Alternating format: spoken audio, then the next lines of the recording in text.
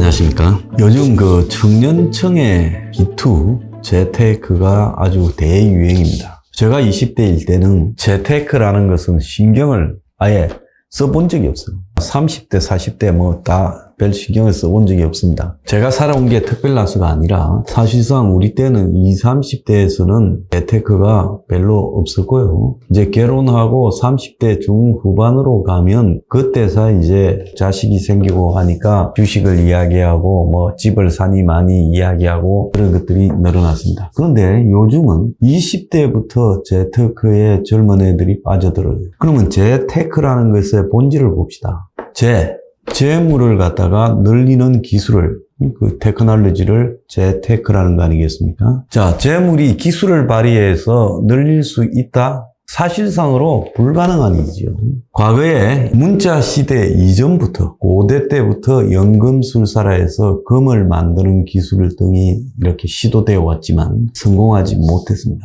그래서 이 불을 갖다가 무에서 유로 창조하는 기술이라는 것은 그건 없는 겁니다. 다만 그것은 도박이죠. 우리가 흔히 투자, 투기, 도박을 가려가면서 이야기하는데 저는 투자라는 것은 확실하게 자신의 소신하에 장기간 돈을 갖다가 쟁겨놓고 그리고 그 이후에 그 회사가 잘 됐을 때 그게 투자한 만큼의 대가를 갖다가 받는 것이 투자라고 생각해요. 그 외에는 다 투기라고 봅니다. 그래서 단타나 단기로 사고 팔고 시세 차익을 노리고 공매도를 하고 선물을 하고 이런 건 다 투기고요. 이 투기는 본질은 도박이라고 봅니다. 도박이라는 것이 남 돈을 내가 따겠다라는 확률에 기대는 거 아니에요? 결국 투기라는 것도 뭡니까? 내가 장기술을 발휘해서 공식적으로 정부가 허용해 놓은 이 주식시장이나 금융시장에 들어가서 남 돈을 따오겠다라는 거 아니에요? 그러니까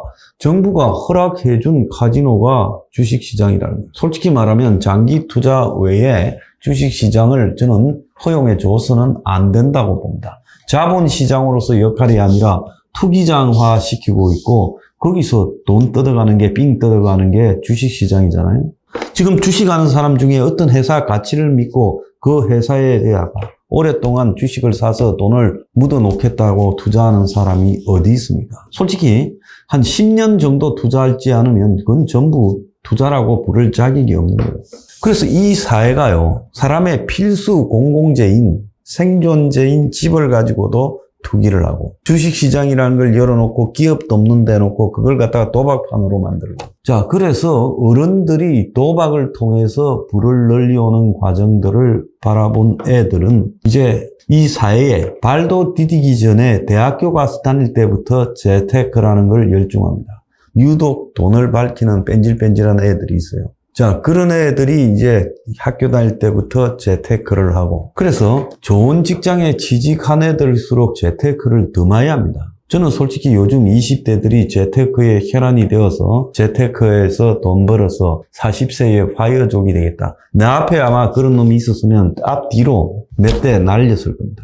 80, 90까지가 사는 세상에서 40대에 은퇴한다. 너가 아버지 이건희가 너가 아버지가 무슨 스티브 잡스가 그렇지 않으면요 40대에 은퇴한다. 이게 말이 안 되는 이야기죠. 재테크에서 10억 20억 버는 것도 불가능하지만 10억 20억 있다고 은퇴하면 그걸로 먹고 살 수 있을 것 같아요. 돈은 벌지 않으면요 순식간에 사라져요.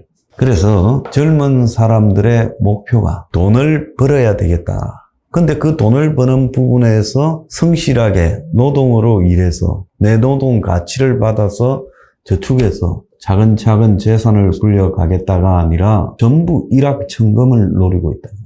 솔직히 나라의 기풍이 땅에 떨어진 가장 심각한 부분 중에 하나가 젊은 애들이 이 투기에 달라들고 있다. 투기 도박에. 코인하는 것들은 다 도박하는 것들입니다. 솔직히요, 코인 빚에 대해서 일체 파산 회생도 받아주지 않아야 되고 도박하다가 신세를 망친 자들을 국가가 절대로 봐줘서는 안 돼요. 그 빚이 있다면 그럼 자기가 평생을 안고 가야 된다 생각을 합니다. 주식도 마찬가지예요. 무슨 동학개미, 서학개미에서 젊은 사람들이 패거리를 지어서 어떤 회사 주식이 올라간다더라 해서 달라들어서 투자하고, 최근에 2차 전지 에코프로인가에 벌어진 그 꼬라지들 한번 보십시오. 이 시대에 2차 전지가 솔직하게 한국의 중소기업 수준에서 감당할 수 있는 그런 캐파가 되겠습니까? 또 재작년에는 바이오였죠. 바이오 다 망하니까 이제 2차 전지로 옮겨온 겁니다. 돈에 눈이 멀어가, 눈이 벌게져서 달라드는 이런 젊은 사람들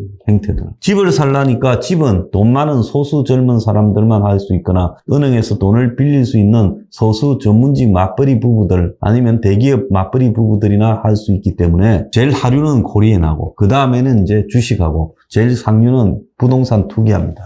그래서 최근에 영끌 비트로 집을 사고 있다. 굉장히 늘어났다잖아요. 4만 명, 5만 명에 가까운 사람들이 특례 보금자리 론 빚을 냈다잖아요. 심사에서 한 6만 명쯤 떨어졌다는 사람도 있어요. 그러면 도대체 자기 돈 한 4억 들고 있고 그것보다도 적게 들고 있는 사람이 5억을 빚을 냈어. 여태까지는 빚을 내는 데서 이 한계가 있었는데, 이제 DSR 한계를 갖다가 좀 접고 빌려주겠다고 정부가 특례 보금자리 론이라는 걸 만들었잖아요. 그 목적은 뭐겠어요? 과거에 박근혜 때 최경환이가 뭐 했습니까? 전부 집 사라고 돈 빌려주겠다고 해서 그렇게 부동산 장려를 했잖아요. 집값 떨어지니까요. 지금 똑같이 그 시즌2죠. 자, 그래서 4, 5억씩 빚을 내가지고 지금 아파트를 샀다 칩시다. 거의 꼭지 가격으로 산 아파트가 앞으로 그걸 어떻게 갚아가려고 그래요? 월 200만 원씩 해가지고 5억 빌렸을 때 40년간 7억 얼마를 이자를 더 내야 된다고 나오지 않았습니까? 그래서 월 200만 원을 갖다가 은행에 원리금으로 내고, 그리고 이제 맞벌이해서 한 1000만 원 버니까 월 수입이. 그러면 200만 원 내도 남은 거 아끼고 살아갈 수 있다고 그렇게 하는지 모르겠는데, 당신이 다니는 그 일자리는 언제 당신을 떨어낼지도 모르는 지극히 불안한 일자리죠. 그러지 않습니까? 그래서 행편이 되는 친구들도 있겠지만 대다수는 행편에 무리해서 집을 산 겁니다. 부모가 사줬다지만 그건 극히 일부일 거라고 봐요. 자, 그래서 젊은 사람들이 요즘 보면 이제 남에게 자신의 행복을 자랑하는데 익숙해졌어요. 그래서 처음에는 뭡니까? 트위터를 하고, 그 다음에는 페이스북을 하고, 인스타를 하고, 이런 식으로 해서 전체적으로 남에게 자신을 자랑하는 이 SNS를 통해 가지고 내가 명품을 가지고 있다. 또 내가 이 오마카세를 먹고 있다. 해외여행을 갔다. 리조트를 갔다. 그런 것들을 과시하기 위해서 몰두하면서 투기로서 만든다.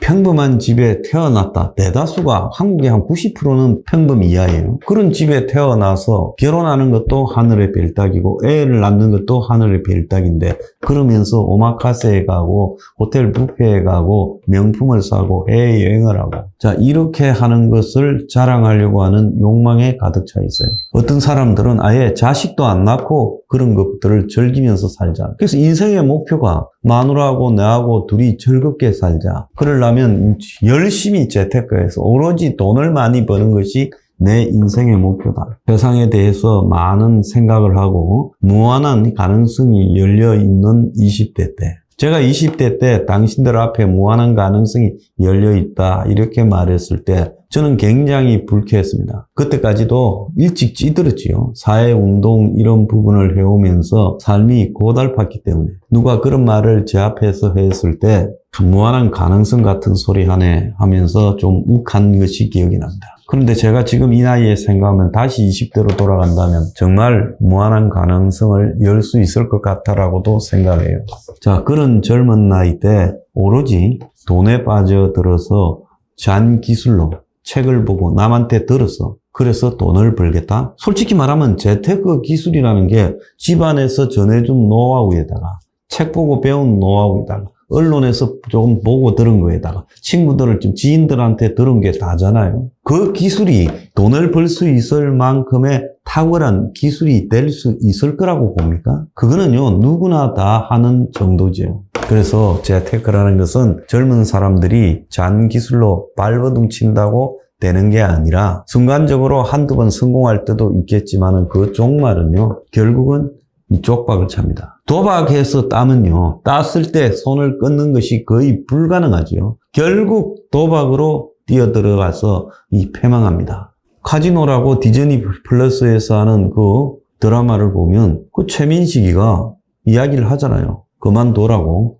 필리핀의 카지노를 관리하는데 자기하고 가까운 사람이 계속 하니까. 근데 계속 하잖아요. 그만둬라 한다고 그만둬지는 게 아니에요. 최민식 본인도 마찬가지였어요. 그래서 결국은 이 불나방처럼 이 재테크의 종말은 멸망을 향해서 가는 길이에요.